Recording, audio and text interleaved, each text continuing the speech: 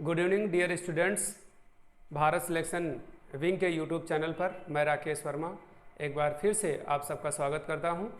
और अभी तक लगातार हम ग्रामर पढ़ा रहे थे आप सभी को हिंदी व्याकरण में, और उसमें क्रिया विशेषण टॉपिक तक हम पढ़ा चुके हैं। आज का जो मेरा नया टॉपिक होगा वो होगा आपका संबंध बोधक अव्यय। संबंध बोधक अव्यय का मतलब होगा, इंग्लिश में इसको प्रीपोजिशन बोलते हैं। क्या बोलते हैं? प्रीपोजिशन। तो यहाँ पर लिखेंगे संबंध बोधक अव्यय। संबंध बोधक अव्यय, अव्यय दिया होगा या फिर इसी को बोलते हैं आविकारी शब्द। कौन सा बोलते हैं? आविकारी शब्द। संबंध बोधक अव्यय या आविकारी शब्द। फिलहाल मेन ये है, अव्यय या आविकारी दिया होगा, कुछ ऐसा दिया हो सकता है। अब क्वेश्चन ये आता है कि संबंध बोधक जो अव्यय है इसकी परिभाषा क्या है। परिभाषा का मतलब ये होता है कि वह आविकारी शब्द जो संज्ञा या सर्वनाम का संबंध किसी दूसरे शब्द के साथ, किसी दूसरे वाक्य के साथ अगर जाना जाता है तो इसमें लिखेंगे वह आविकारी शब्द। वह आविकारी शब्द, वह आविकारी शब्द, वह आविकारी शब्द, वह आविकारी शब्द जिनका संबंध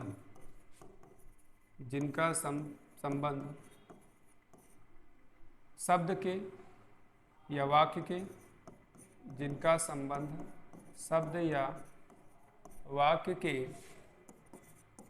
के किसी दूसरे शब्द के साथ, वाक्य के किसी दूसरे शब्द के साथ, शब्द के साथ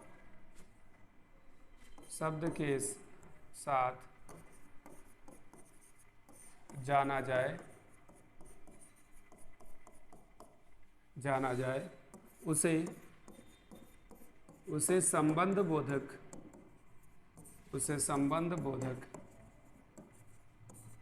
अव्यय कहते हैं।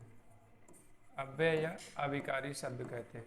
यानी कहने का मतलब यह है कि वह आविकारी शब्द जिनसे संज्ञा या सर्वनाम का संबंध, यानी जिनसे वह आविकारी शब्द जिनका संबंध, वह आविकारी शब्द जिनका संबंध संज्ञा या सर्वनाम के, जिसका संबंध संज्ञा या सर्वनाम, यहाँ पर लिखो, जिसका संबंध संज्ञा या सर्वनाम के, हाँ ठीक है, जिसका संबंध संज्ञा या सर्वनाम के, संज्ञा या सर्वनाम के किसी दूसरे शब्द के साथ जाना जाए उसे संबंध बोधक अव्यय कहते हैं। अब और ज़्यादा ठीक रहेगा। अब क्वेश्चन आएगा, अभी यहाँ पर क्वेश्चन पूछेगा इसके भेद कितने होते हैं, क्योंकि भेद तो बहुत ज़्यादा हैं। तो अब आपको हेडिंग डालना है भेद या फिर प्रकार। भेद या प्रकार यानी किसके भेद? संबंध बोधक अव्यय के भेद। यहाँ पर इसकी परिभाषा लिखी है, यहाँ पर इसका भेद के बारे में बताया गया है। भेद या प्रकार, तो भेद करके डैश करके लिखेंगे इसके 13 भेद होते हैं। इसके 13 भेद होते हैं। क्वेश्चन ये बहुत ज़्यादा इंपॉर्टेंट है। एक बार UPSSC वीडियो में क्वेश्चन में आया था कि संबंध बोधक अव्यय के कितने भेद होते हैं, तो वहाँ पर ऑप्शन दिया था 14, 18, 22, 28 ऐसे ऑप्शन दिया था।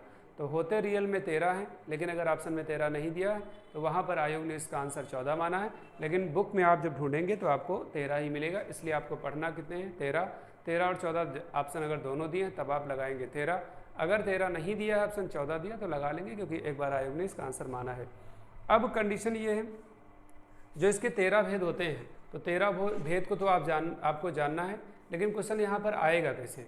क्वेश्चन यहाँ पर आयोग जो लगातार पूछ रहा है वो कह रहा है कि इनमें से कौन सा संबंध बोधक अव्यय है। तो एक सेंटेंस दिया होगा कि मनुष्य पानी के बिना जीवित नहीं रह सकता। मनुष्य पानी के बिना जीवित नहीं रह सकता, यानी कहने का मतलब ये है, इसी स्थान पर अगर हम एक सेंटेंस लिखें, एक सेंटेंस अगर हम यहीं पर लिखें तो सेंटेंस ये कहेगा इसके 13 भेद होते हैं। यहाँ पर लिख लिया है, तो एक जैसे करके एक वर्ड लिखा हुआ है, या यहाँ पर लिख लें, कहते हैं यहाँ पर एक लिखेंगे जैसे एक सेंटेंस लिख लेंगे। जैसे में लिखा हुआ है कि मनुष्य पानी के बिना जीवित नहीं रह सकता, ये दिया हुआ, ठीक है। तो के बिना जो शब्द दिया हुआ है ये है आपका व्यतिरेक वाचक, एक इसी का पार्ट है, अभी आगे मैं बताऊंगा। तो व्यतिरेक वाचक के अंतर्गत अगर देखेंगे इसको तो आप कहेंगे कि ये किस के क्रम के अंतर्गत आएगा, तो व्यतिरेक वाचक।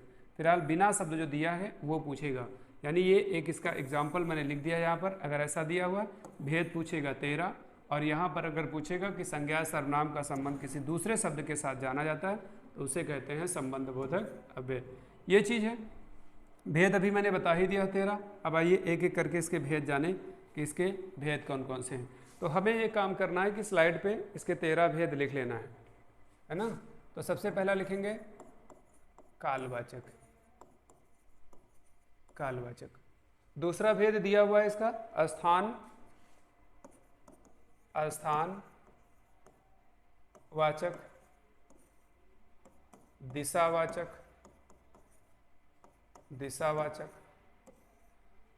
कालवाचक, स्थानवाचक, दिशावाचक, साधनवाचक,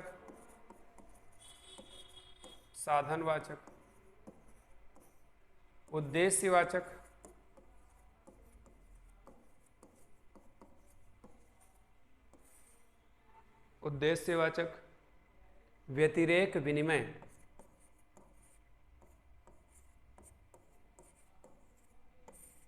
व्यतिरेक वाचक, विनिमय वाचक,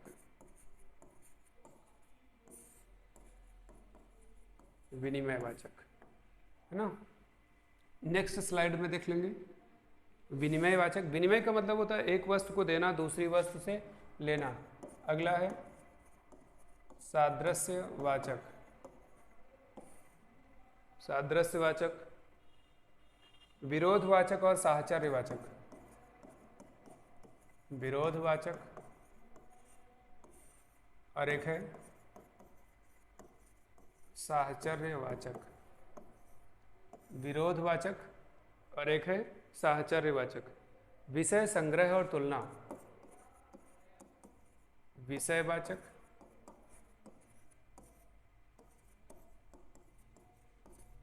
संग्रहवाचक और तुलनावाचक। तो ये दिए हुए हैं।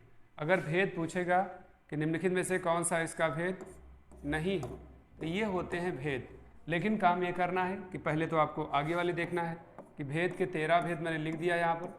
आप देखेंगे 13 भेद का मतलब यहाँ पर लिखा 1 2 3 4 5 6 7, 7 इधर दिए हुए हैं और इधर देखेंगे 6 इधर दिए हुए हैं, 8 9 10 11 12 13, इसके मैंने 13 भेद लिख दिए हैं, है ना।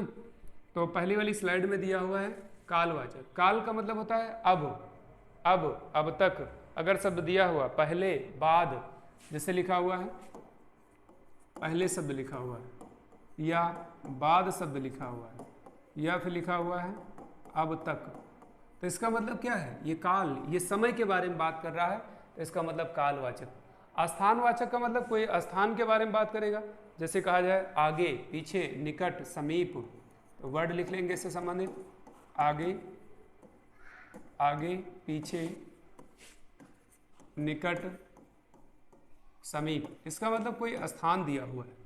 दिशा का मतलब क्या होगा, और शब्द दिया हुआ है, और दिया है, या फिर दिया हुआ है आसपास, या फिर दिया है दाएं या बाएं दिया हुआ, दाएं बाएं। साधन का मतलब होता है के माध्यम होता है।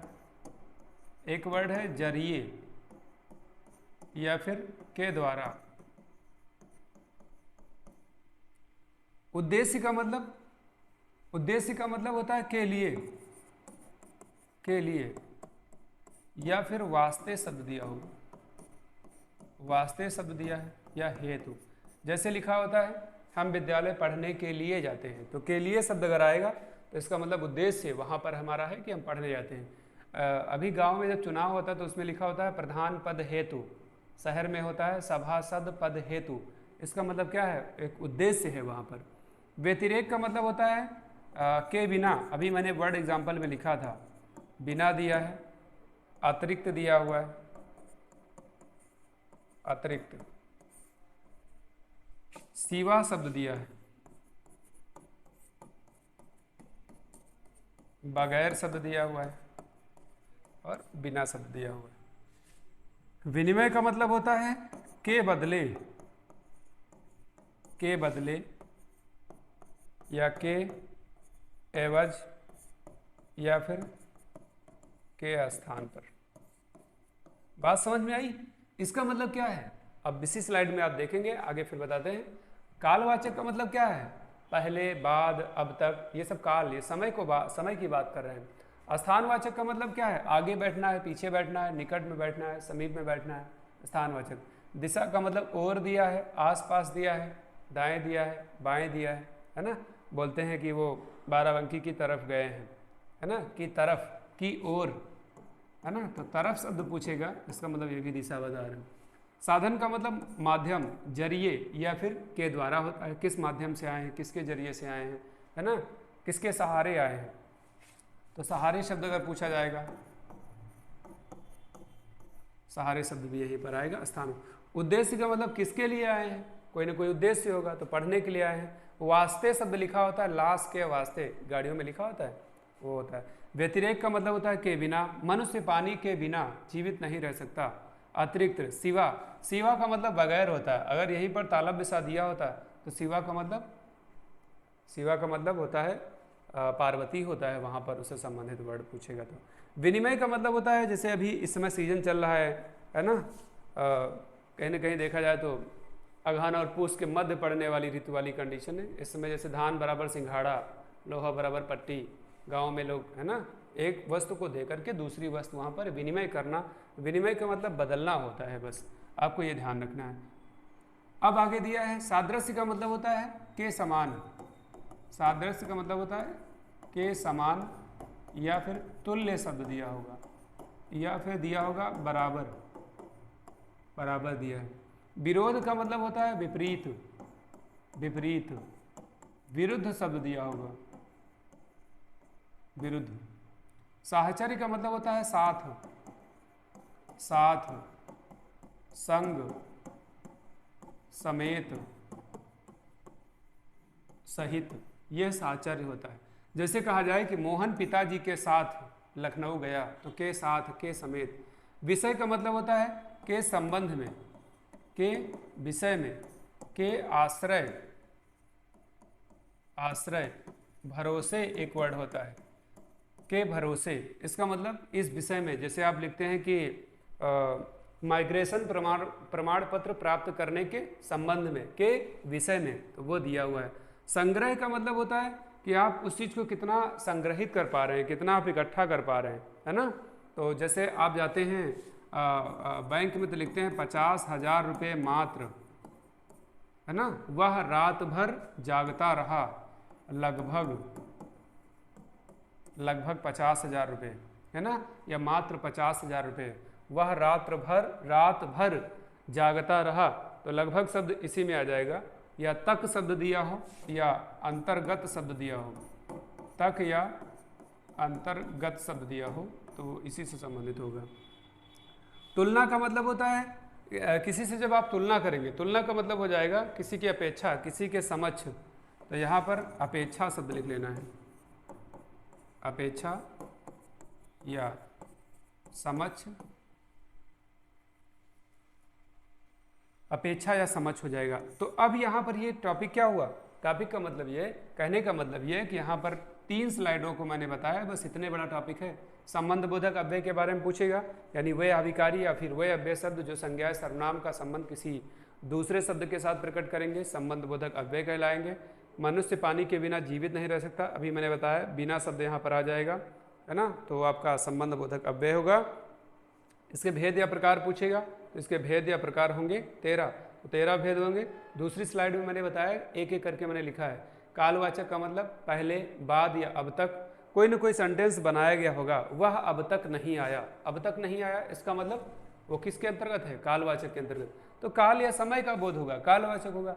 परिभाषा कोई लिखने की जरूरत नहीं, क्योंकि आयोग यहाँ से क्वेश्चन बहुत कम पूछता है, लेकिन हाँ पूछेगा कोई शब्द आएगा। जैसे अभी मैंने क्या बताया, मनुष्य पानी के बिना जीवित नहीं रह सकता, तो के बिना, और ये पूछ लेगा ये जो के बिना है ये क्या है? संज्ञा है, सर्वनाम है, विशेषण है या संबंध बोधक अव्यय है? तब आपको बताना है कि संबंध बोधक अव्यय है। फिलहाल मैंने इसको और गहराई से पढ़ा दिया। अगर यूपीएसआई का एग्जाम होता है या जूनियर का टेट होता है, तब तक यहाँ तक क्वेश्चन आपको जरूर मिलेगा। स्थान का मतलब आदमी आगे बैठा है, पीछे बैठा है, एक स्थान पर है। दिशा का मतलब वो दाएं बैठे हैं, आसपास बैठे हैं, है ना, या फिर तरफ, उस तरफ बैठे हैं, तो आप दिशा बताएं। साधन का मतलब किस माध्यम से आप हैं, बाई कार, बाई फुट, है ना, by cycle, by bus, by train, by aeroplane, किसके माध्यम से आए, किस जरिए से आए, किसके द्वारा आए हैं आप। उद्देश्य का मतलब क्या करने आए हैं, किसी से मिलने आए हैं, कोई काम करने आए हैं, है ना, हम विद्यालय पढ़ने के लिए जाते हैं, सभासद पद हेतु, तो इसका मतलब उद्देश्य। व्यतिरेक का मतलब के बिना, के अतिरिक्त, के सिवा, के बगैर, इसका मतलब अतिरिक्त सिवा वाला वर्ड होता है। विनिमय का मतलब होता है एक वस्तु को दे करके दूसरी वस्तु ले लेना, इसका मतलब वो विनिमय होता है। हम लोग इस चीज़ को जानते नहीं थे कि विनिमय है, लेकिन ये इसको हम लोग प्रैक्टिकली कर चुके हैं। गांव में जब बचपन था, तब बचपन के समय हम लोग बहुत सारी चीज़ें थे, एक वस्तु को दे करके दूसरी वस्तु ले लेते थे वहाँ पर गाँव में, लेकिन अब धीरे धीरे वो कल्चर ही समाप्त हो रहा है ना। सादृश्य का मतलब क्या? समान होता है, के तुल्य होता है ना। सादृश्य का मतलब वैसे ही दिखना, जैसे वो दिख रहे हैं वैसे वो दिख रहे हैं, दो वस्तुएं लगभग एक समान दिख रहे हैं, उसको सादृश्य बोलते हैं। विरोध का मतलब कोई विरोध में है, कोई विपरीत है, या कोई विरुद्ध बात कर रहा है। साहचर्य का मतलब साथ साथ। एक क्वेश्चन आया था कि मोहन पिताजी के साथ लखनऊ गया, तो के साथ दिया हुआ है, तो के साथ किस प्रकार का अव्यय है, अविकारी शब्द है, इसका मतलब साहचर्यवाचक। फिलहाल नहीं पूछा था, सीधे पूछा था कि कौन सा अव्यय है, संबंध बोधक है, क्रिया विशेषण है, या समुच्चय बोधक है, या फिर विषय बोधक है। विषय का मतलब किस संबंध में आप बात करने के लिए आए हैं, और संग्रह का मतलब इकट्ठा करना होता है ना, इकट्ठा करना। 50,000 रुपये मात्र, ये मात्र दिया हुआ है, इसका मतलब संग्रहवाचक। तुलना का मतलब किसी से अपेक्षा करना, किसी के समक्ष दिखाना है, इसका मतलब तुलना करना होता है। तो हमें उम्मीद है कि संबंध बोधक अव्यय के बारे में आप बहुत अच्छे से जान गए होंगे। परिभाषा मैंने यहाँ किसी की नहीं लिखा, क्योंकि लगभग बात उसी के बारे में बात हो रही, और मैंने एग्जाम्पल से समझाने का प्रयास किया है। फिलहाल इसमें होता ये है कि एक सेंटेंस दे दिया जाता है, और सेंटेंस में पूछ लेता है कि कौन सा इसमें संबंध बोधक अव्यय का शब्द है, उसको आपको पहचानना है। ABCD 4 ऑप्शन दिए होंगे, वहाँ पर आपको उसको कलेक्ट करना होगा। तो हमें उम्मीद है ये आप सभी को समझ में आया होगा। अब क्या हम क्या करना है, इसके बाद हमारा एक नया टॉपिक होगा। नया टॉपिक हमारा है, उसका नाम है समुच्चय बोधक अव्यय। समुच्चय बोधक अव्यय बहुत बढ़िया टॉपिक है। टॉपिक है समुच्चय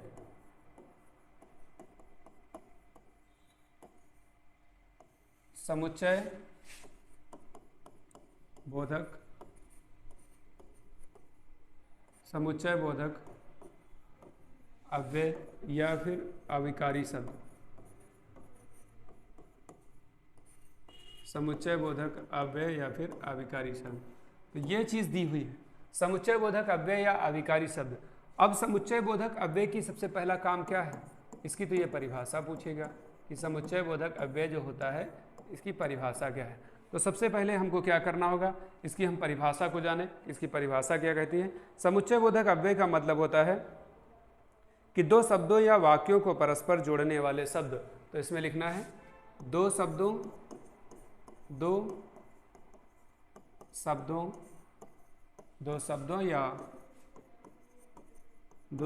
या वाक्यों को जोड़ने वाले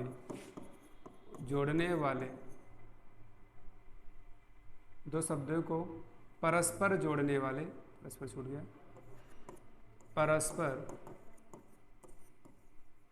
परस्पर जोड़ने वाले शब्दों को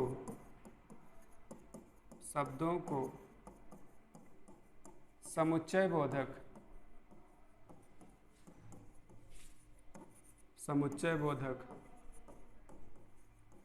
अव्यय कहते हैं। समुच्चय बोधक अव्यय कहते हैं। अब बात समझ में आई होगी। समुच्चय बोधक अव्यय का मतलब क्या कहा कि दो शब्द दिए हों या फिर दो वाक्य दिए हों। अब जैसे करके लिखेंगे, जैसे यहाँ पर एक आप शब्द वाले से समझेंगे और एक आप वाक्य वाले से समझेंगे। जैसे कहा जाए सेंटेंस एक दिया हुआ है, सेंटेंस में पूछा है, सेंटेंस लिखा हुआ है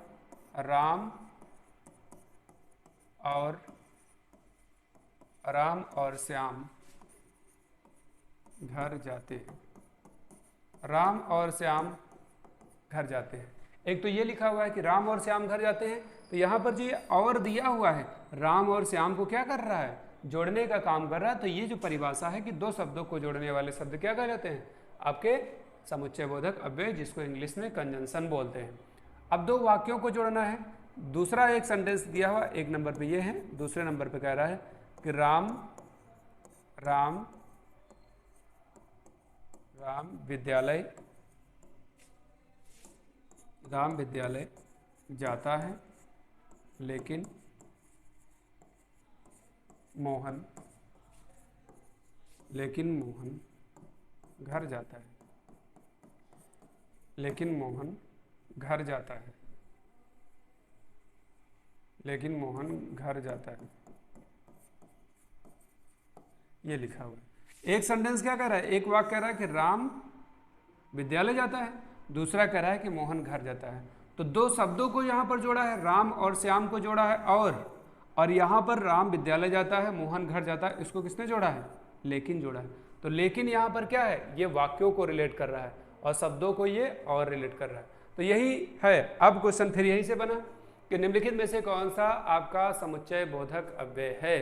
तो समुच्चय बोधक अव्यय कौन सा है, और हो गया, लेकिन हो गया, किंतु हो गया, परंतु हो गया, एवं हो गया, तथा दिया है, अथवा दिया है, इसलिए दिया है। ये सारे शब्द क्या होते हैं, पर दिया है, परंतु दिया है, वरन दिया हो, ये सारे शब्द, जो कि दिया है, ताकि दिया है, ये सब इसी के अंतर्गत आते हैं। अब इसको अलग अलग टाइप में दिए हुए हैं। अब क्वेश्चन एक ये पूछेगा, अलग अलग टाइप में दिए, क्वेश्चन एक आपसे ये पूछ रहा है कि पूछेगा इसके भेद कितने होते हैं। तो नई लाइन से आपको लिख लेना है, इसके दो भेद होते हैं। इसके दो भेद होते हैं। इसके दो भेद होते हैं। कितने भेद होते हैं, दो। इस चीज को भी याद रखना है, इसके दो भेद होते हैं। अब कौन कौन सा भेद है, आइए उसके बारे में एक एक करके जाने कौन कौन से भेद हैं। एक है आपका समानाधिकरण समुच्चय बोधक अव्यय। नंबर एक को लिखना है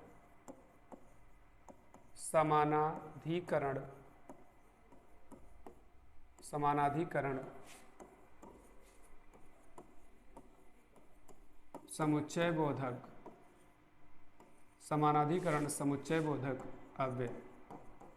अव्यय या अविकारी शब्द ना, ये है पहला इसका पार्ट ये हो जाएगा समानाधिकरण समुच्चय बोधक अव्यय।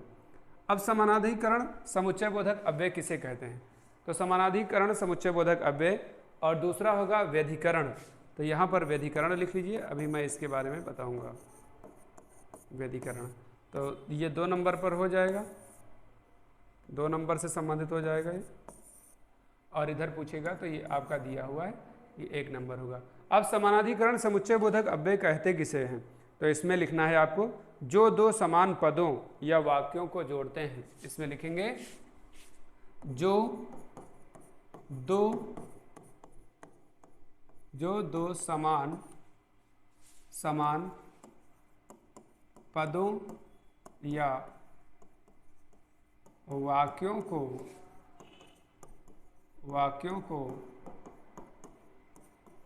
जोड़ते हैं,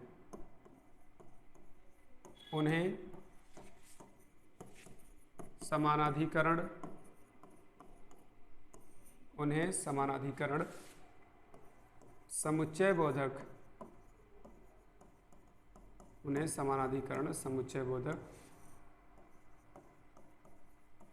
अव्यय कहते हैं। समानाधिकरण समुच्चय बोधक अव्यय कहते हैं। अब ये बात कहा है कि समानाधिकरण समुच्चय बोधक अव्यय का मतलब 2 समान पद होंगे, है ना, या फिर 2 वाक्य होंगे जो समान जुड़ रहे होंगे, उन्हें कहेंगे समानाधिकरण समुच्चय बोधक अव्यय। अब नई लाइन से फिर लिखना है, यहीं पर लिखेंगे कि इसके 4 उपभेद हैं। इसके 4 उपभेद होते हैं। 4 उपभेद होते हैं। इसके 4 उपभेद होते हैं। अब क्वेश्चन आएगा कि चारों हैं कौन कौन से, तो यही पे लिखना है नंबर 1, नंबर 2, नंबर 3 और नंबर 4। अब वही चीज़ जैसे अभी मैंने संबंध बोधक अव्यय में इसके बारे में बताया था, वही चीज़ अब आपको यहाँ पर फिर लिखना है कि संबंध बोधक अव्यय के यानी कि जो समानाधिकरण समुच्चय बोधक अव्यय है इसके कितने भेद हैं। तो एक तो लिखना है आपको संयोजक,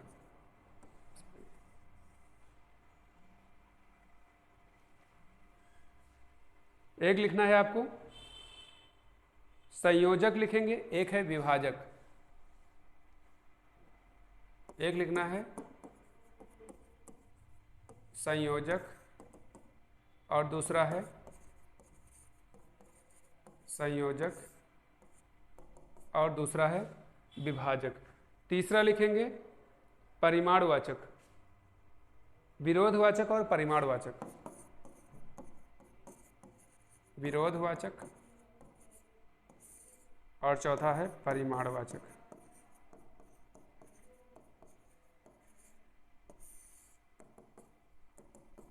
विरोधवाचक और परिमाणवाचक ये दिए हुए हैं आपके। अब आइए इसमें जाने कौन कौन से वर्ड होंगे। संयोजक का मतलब क्या होता है? जोड़ना। संयोजक का मतलब होता है जोड़ना, तो जोड़ना का मतलब और शब्द अभी मैंने लिखा था, और शब्द दिया हुआ है, तथा शब्द दिया है, एवं शब्द दिया है, व शब्द दिया है, तो इसी में आएगा। विभाजक का मतलब क्या होगा? या शब्द दिया होगा। या का मतलब जिसे कहा जाए कि करो या मरो, अथवा, अथवा शब्द दिया है तो ये विभाजक का है। और एक शब्द दिया हुआ है नहीं तो, नहीं तो दिया है, इसका मतलब ये विभाजक का काम करेगा। विरोध, विरोध का मतलब जैसे दिया है पर, परंतु, लेकिन, लेकिन, किंतु,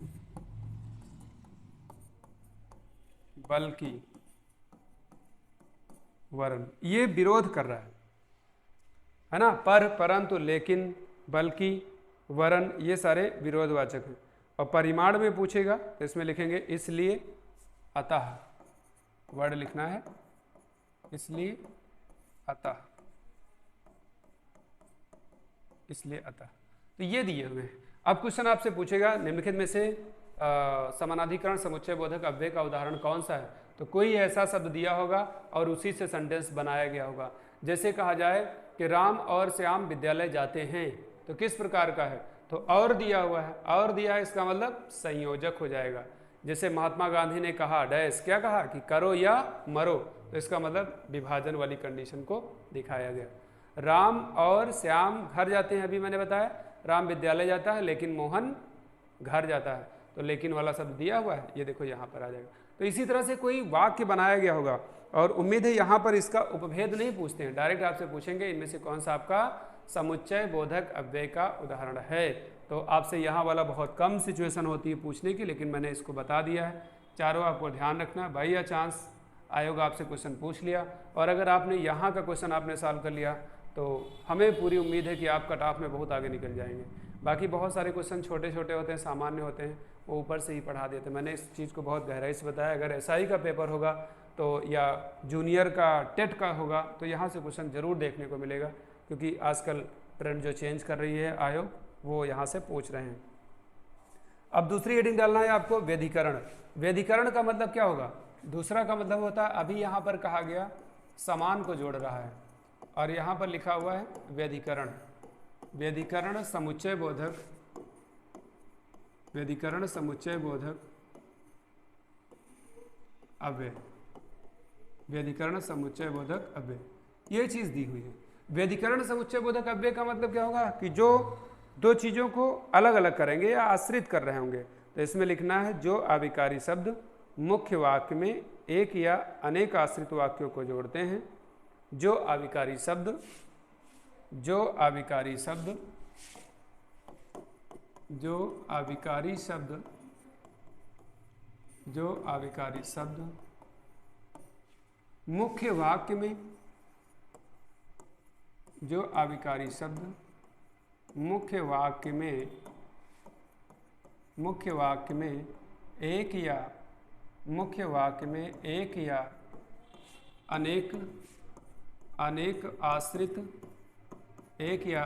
आश्रित वाक्यों को जोड़ते हैं।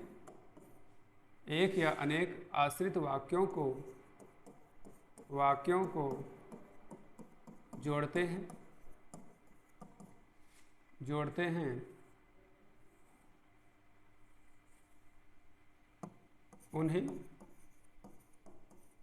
उन्हें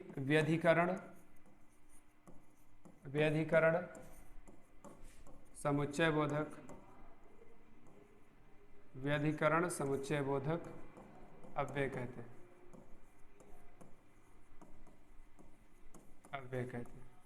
उन्हें व्यधिकरण समुच्चय बोधक अव्यय कहते हैं। ये चीज दिया हुआ, ये परिभाषा है।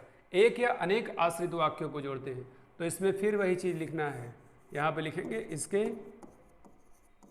इसके 4 भेद होते हैं, 4 उपभेद।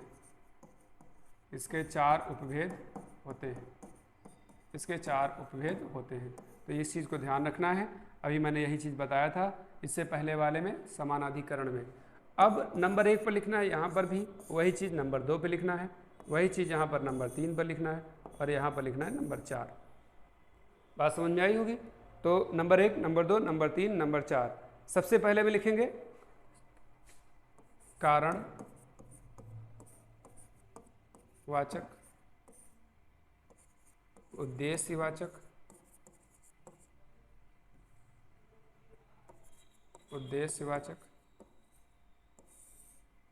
संकेतवाचक,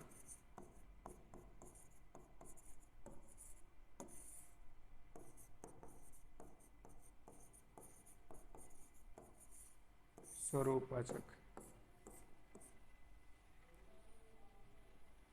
ये लिखा हुआ है कारणवाचक, उद्देश्यवाचक, संकेतवाचक। तो कारण में लिखना है क्योंकि, जो कि, इसमें शब्द लिखेंगे क्योंकि, कामा, जो कि, ये लिखा हुआ है। उद्देश्य का मतलब होता है कि जिसे कहा जाए कि कठिन परिश्रम करो ताकि अवश्य सफल हो जाओ। तो ताकि, अभी एक मैंने वर्ड बोला था इससे पहले, ताकि दिया होगा, या फिर जो दिया हो, या फिर कि, अलग अलग कर देंगे। संकेत का मतलब कह रहा है कि यदि, संकेत का मतलब कह रहा है कि यदि कठिन परिश्रम करोगे तो अवश्य सफल होगे, कामा। या फिर दिया होगा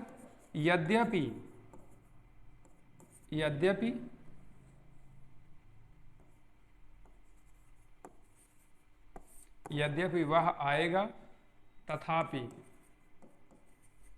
तथापि मैं जाऊंगा, ऐसा दिया होगा। इसका मतलब क्या है? वो संकेत दे रहा है कि यदि कठिन परिश्रम करोगे तो अवश्य सफल होगे। और इसमें एक वर्ड लिखना है आपको अर्थात, और इसमें एक वर्ड आपको लिखना है यानी कि। बस इस तरह से ये जो टॉपिक दिया गया है वो आपका यहाँ फिर समाप्त हो जाएगा। ये टॉपिक आपको फिर से समाप्त हो जाएगा, यानी व्यधिकरण समुच्चय बोधक अव्यय। तो इसमें क्या बताया गया है कि एक आविकारी शब्द होगा, जो आविकारी शब्द मुख्य वाक्य में एक या अनेक आश्रित वाक्यों को जोड़ेंगे उन्हें व्यधिकरण समुच्चय बोधक अव्यय कहेंगे। इसके भेद पूछेगा कितने हैं? इसके भेद हैं 4, है ना। 4 उपभेद होते हैं। कौन कौन से? कारणवाचक, उद्देश्यवाचक, संकेतवाचक और स्वरूपवाचक। तो कारण में क्योंकि और जो कि, उद्देश्य पूछा गया है ताकि हो जाएगा। संकेत भी कई बार पूछा है कि यदि कठिन परिश्रम करोगे तो अवश्य सफल होगे। ये आपको एक संकेत दिया जा रहा है कि आप अगर कठिन परिश्रम कर रहे हैं तो आप अवश्य सफल हो जाएंगे, है ना। ऐसी बात इसमें कही गई है। तो ये दूसरा टॉपिक यहाँ पर समाप्त हो गया और यहाँ से क्वेश्चन 1 देखने को आपको मिलेगा। अब क्या करेंगे, एक यहीं पर छोटा सा टॉपिक ही है, एकदम छोटा सा टॉपिक, इसी का ग्रामर का ही है। उसमें है विस्मयादि बोधक अव्यय। यहाँ पर इसको भी पढ़ ले लेंगे, विस्मयादि बोधक अव्यय, विस्मयादि बोधक अव्यय। विस्मयादि बोधक अव्यय, इसकी परिभाषा लिखना। इसकी परिभाषा ये कह रहा है कि जो आविकारी शब्द इसमें लिखेंगे हर्ष, विस्मय, घृणा, प्रशंसा। जो आविकारी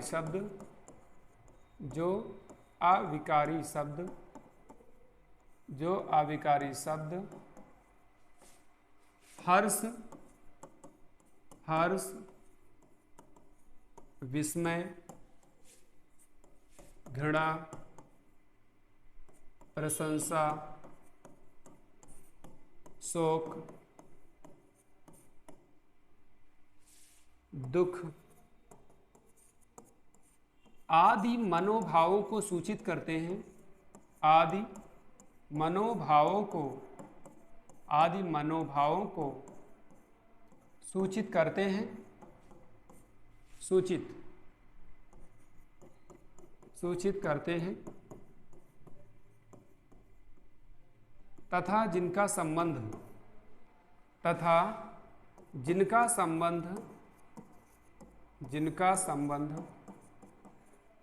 वाक्य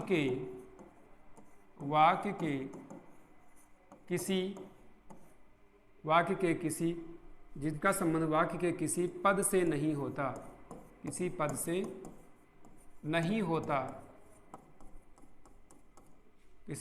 नहीं होता,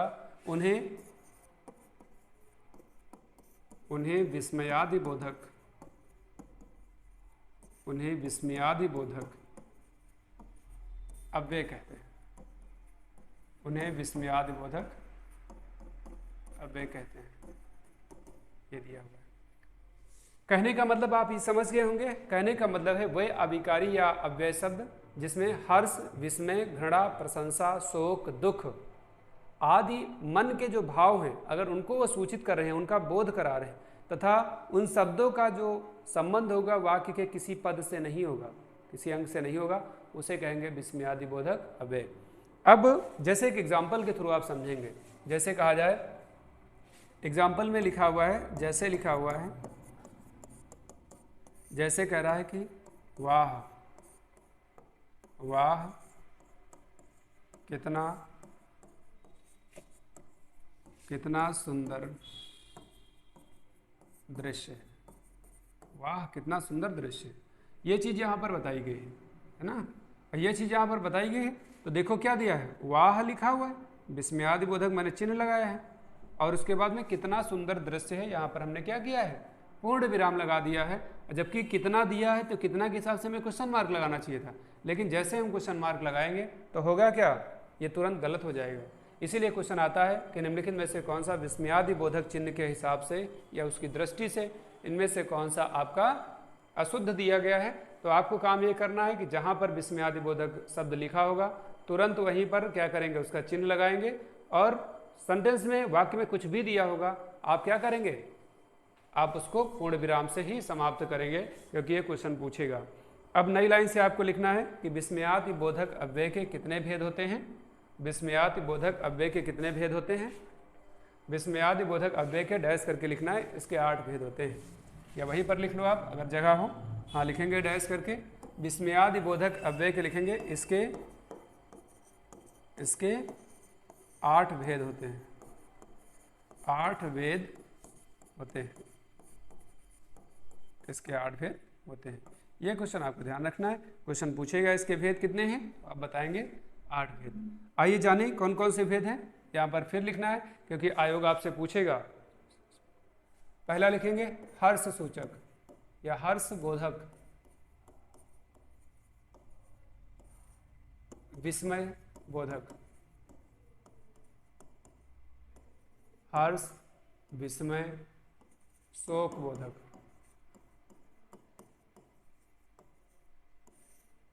हर्ष, विस्मय, शोक, तिरस्कार और भाव, तिरस्कार बोधक, तिरस्कार बोधक, भाव बोधक, तिरस्कार बोधक, भाव बोधक, अनुमोदन बोधक, अनुमोदन, अनुमोदन बोधक, अनुमोदन है ना, और एक है संबोधन बोधक।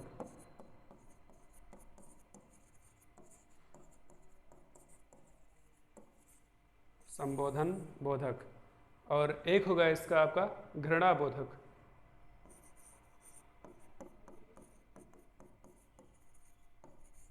घृणा बोधक, 1 2 3 4 5 6 7 और 8 ये पूछेगा।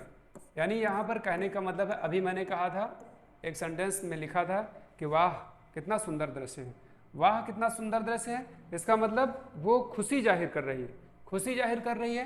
तो यहाँ पर लिखा होगा आपका वाह, अभी मैंने लिखवाया है वाह कामा अच्छा दिया होगा, अच्छा दिया होगा यहाँ, अच्छा, फिर विस्मयादि बोधक चिन्ह दिया होगा कामा शाबाश,